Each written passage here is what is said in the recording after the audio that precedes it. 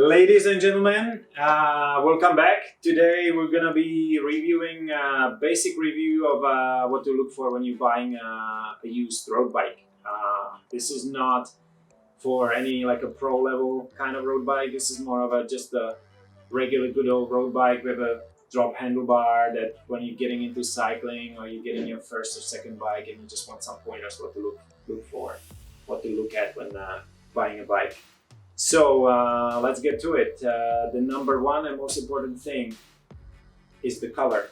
If you don't like it, if you don't like the color, you're not gonna enjoy it. You're not gonna have fun. You'll be like, I wish I had a different color. So it's gotta be the right color. This one is a black Bianchi Brava. It's from the 80s and it's a used bike, but it's a good one to talk about. So let's start with the frame. Basically, bikes come in different sizes like pants and t-shirts and anything else. And if it's not your size, even if it's the right color, it's not the bike for you. So the basic principle is the top tube cannot be too high for you when you throw your leg over it. That you cannot have both feet planted on the ground, and ideally you would want to have a little bit of a room between your inseam and the top tube. The other thing is it cannot be too long for you. Another way, this frame is actually a little bit on a tall side for me. So I'm about 6'1", this is a 59 frame. So when you set the seat height correctly, which is about 88% of your inseam, so if you measure barefooted from the ground into your inseam and then take that number, multiply it times 0.088, 88%, that's my math, I think. That's the kind of seat height you want to set between the center of the bottom bracket to the top of the seat. That should be the measurement that you get, and that's going to get you to a place where you're kind of in a nice starting point. It's going to give you a good bend in your knee. It's not going to be too high for you where your pelvis will be rocking on the seat, and it's not going to be too low where you feel like you're pedaling while crouched down. So that's the frame height.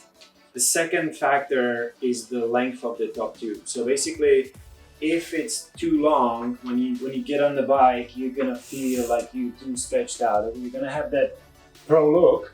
You're gonna be like way out there. You're gonna be super aerodynamic, but it's not gonna be very comfortable.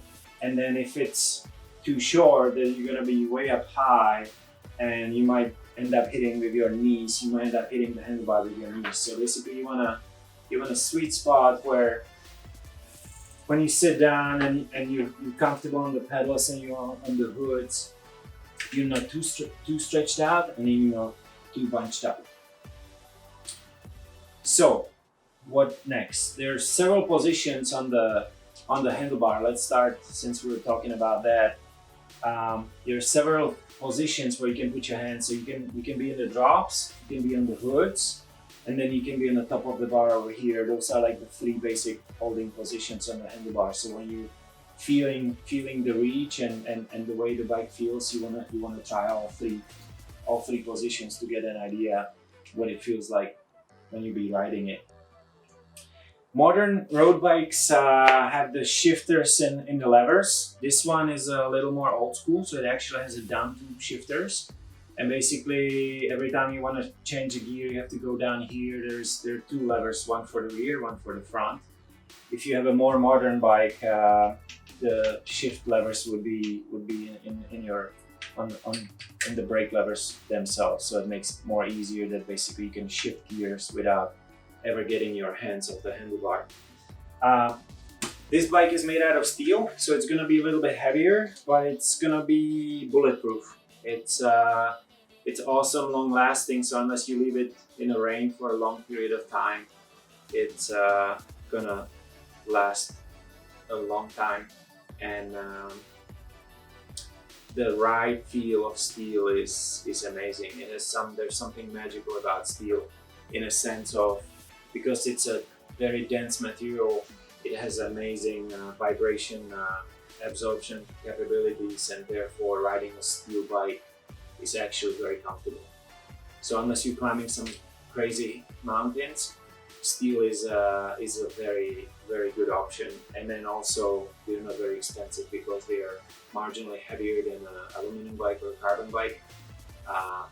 You can get a pretty good deal on a steel bike.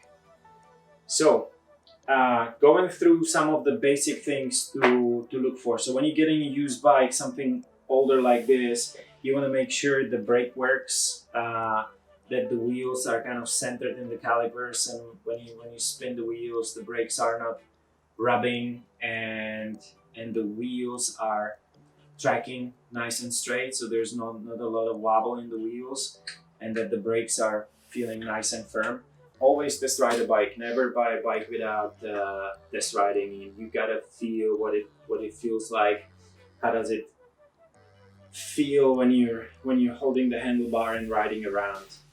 And then you want to test the brakes. Always want to test all the gears, and just basically take it for a spin. Make sure it's in good shape.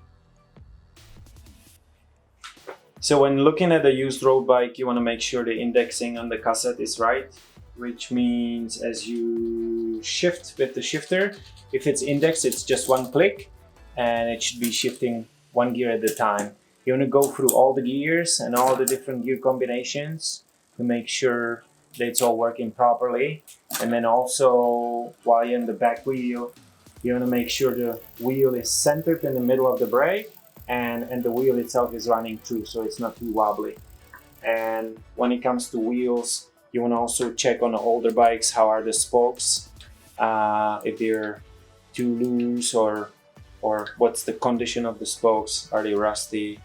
Are they looking like they're in a bad shape? If you live in the coastal areas, the nipples on these can be oxidized, so it's a different material than the spoke, and the nipples are going to be deteriorating, so watch out for that. And then the condition of the tire. That's the rubber always meets the road.